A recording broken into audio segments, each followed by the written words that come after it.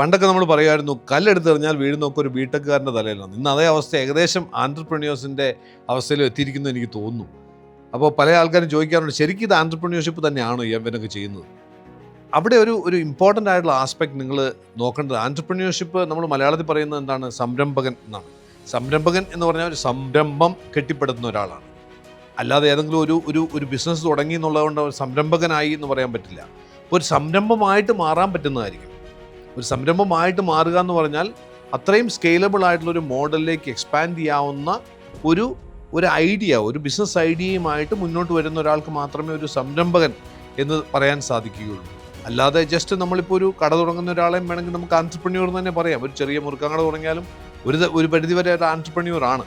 പക്ഷേ ആക്ച്വൽ ടേംസിൽ അയാളൊരു self employee ആണ്. കാരണം അദ്ദേഹം ഒരു സ്വയം തൊഴിൽ ചെയ്യുന്ന ആളാണ്. മജോറിറ്റി ആൻട്രപ്രന്യൂഴ്സും ഞാൻ കാണാറുള്ളത് സ്വയം തൊഴിൽ ചെയ്യുന്ന ആൾക്കാരാണ്. അവർ സംരംഭം തുടങ്ങിയതായിട്ട് ഞാൻ കാണാറില്ല. ഈ സ്വയം തൊഴിലും സംരംഭം തുടങ്ങുന്നതും തമ്മിൽ വലിയൊരു വ്യത്യാസമുണ്ട്. സ്വയം തൊഴിൽ എന്ന് പറഞ്ഞാൽ എൻ്റെ മാത്രം കഴിവുകളെ ആസ്പദമാക്കി ഞാൻ ഡെവലപ്പ് ചെയ്യുന്ന, എൻ്റെ മാത്രം സമയവും എൻ്റെ മാത്രം എനർജിയും എൻ്റെ മാത്രം പൈസയും എൻ്റെ മാത്രം കഴിവുകളും യൂസ് ചെയ്ത് ബിൽഡ് ചെയ്തെടുക്കുന്നതിനാണ് സ്വയം തൊഴിലെന്ന് പറയുക.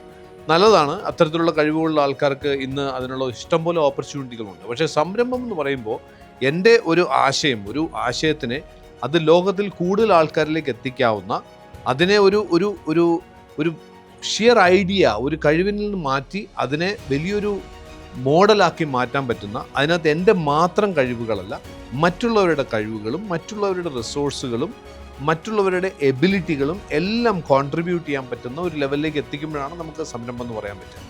അപ്പോൾ അതുകൊണ്ട് ഈ ഒരു നിർവചനം അല്ലെങ്കിൽ ഈ ഒരു ഡെഫിനിഷൻ നമ്മൾ വ്യക്തമായിട്ട് മനസ്സിലാക്കി കഴിഞ്ഞാൽ നമ്മളിപ്പോൾ ചെയ്യുന്ന ബിസിനസ് അല്ലെങ്കിൽ നമ്മളിപ്പോൾ ചെയ്യുന്ന തൊഴിൽ എന്തെങ്കിലും ആവട്ടെ, അതൊരു സംരംഭമാണോ അതോ ഒരു സെൽഫ് എംപ്ലോയ്മെൻ്റ് ആണോ നമുക്ക് തീരുമാനിക്കാൻ സാധിക്കും. പിന്നെ എപ്പോഴും ഒരു സെൽഫ് എംപ്ലോയിയെ സംബന്ധിച്ചിടത്തോളം അവർക്ക് എപ്പോഴും ഒരു 2 റെസ്ട്രിക്ഷൻസ് അതിനകത്തുണ്ടാവും. ഒന്ന്, തീർച്ചയായിട്ടും സമയം. എൻ്റെ കഴിവിനനുസരിച്ച് മാത്രമേ എനിക്ക് പ്രവർത്തിക്കാൻ പറ്റുള്ളൂ. അപ്പോൾ എൻ്റെ കയ്യിൽ ആ കൂടി 24 മണിക്കൂറുള്ളൂ. എന്ത് 16 മണിക്കൂർ ഞാൻ പ്രവർത്തിച്ചെന്ന് വരാം. അപ്പോൾ ആ കൂടി എനിക്ക് ചെയ്യാൻ പറ്റുന്നത് എൻ്റെ 16 മണിക്കൂറിൻ്റെ വില എനിക്ക് കൂട്ടിക്കൊണ്ടിരിക്കാമെന്നല്ലാതെ അതിനപ്പുറത്തേക്ക് എനിക്ക് പോകാൻ പറ്റില്ല. അപ്പോൾ ഒരു ലിമിറ്റുണ്ട്. എപ്പോഴും സെൽഫ് എംപ്ലോയ്മെൻറ്റ് പ്രധാനപ്പെട്ട പ്രശ്നം ഒരു ലിമിറ്റുണ്ട്. അതിന് മുകളിലേക്ക് ഇത് പോവില്ല എന്നുള്ളതാണ്. അതേസമയത്ത് ഒരു സംരംഭമാണെന്നുണ്ടെങ്കിൽ അതിന് ലിമിറ്റില്ല.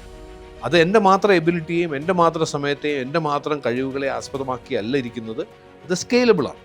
അപ്പോൾ അതുകൊണ്ട് നമ്മൾ ആ ഒരു രീതിയിൽ നമ്മൾ ചെയ്യുന്ന മേഖല ഏതാണോ, നമ്മൾ കണ്ടെത്തിയിട്ടുള്ള പ്രവർത്തന മേഖല ഏതാണോ, അതിൽ നമ്മൾ തുടങ്ങുന്ന സംരംഭമാണോ സ്വയം തൊഴിലാണോ എന്നുള്ളത് നമ്മൾ സ്വയം തിരിച്ചറിയണം.